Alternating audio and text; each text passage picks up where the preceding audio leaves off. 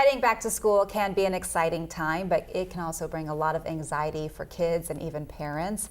Joining us live right now is Dr. Natalie Goodwin, Regional Clinical Director with King County-based Pathlight Mood and Anxiety Center. Doctor, thanks for being here with us. Thank you for having me. So I know that transition times can really be tough, not only for children, but also for adults. Why exactly is back to school such an anxious time for families? Sure. So, back to school brings all kinds of changes in the rhythm of the family. Kids have been doing summer.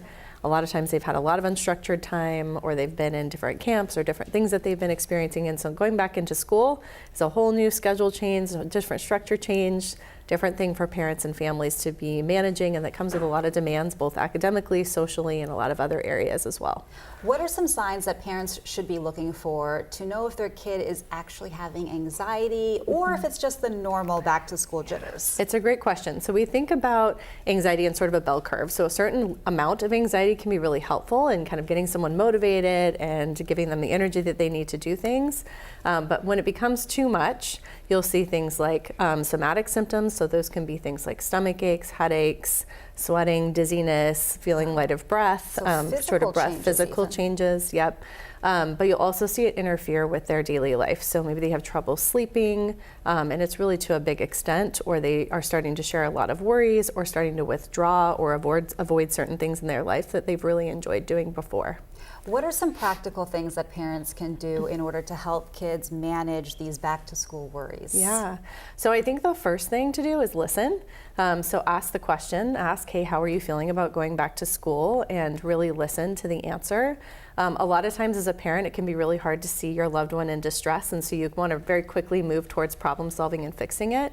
But it's really powerful to sit with someone, especially a kiddo, and just listen to what's on their mind and use some validation. So validation basically means like, hey, it makes sense why you would feel this way. I can understand why you would feel this way.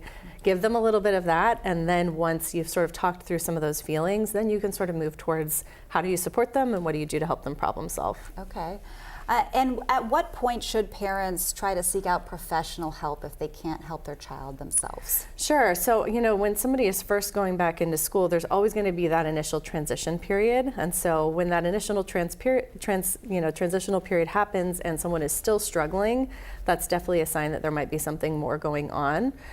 Also, if somebody's really struggling with sleep, or those somatic symptoms are getting in the way, or you can't get them to school, that's definitely a time to start asking for some help. And any additional tips that you might have for families as they do get ready to go back to school? I would just say everybody take a breath. It's a big change for everybody, so breathing can really help just calm the sympathetic nervous system. So take those deep breaths and remember that there's a lot of tools available for you if it's hard. All right, Doctor, thanks so much for being here. Dr. Natalie Goodwin with Pathlight, we appreciate your time. Absolutely, thank you.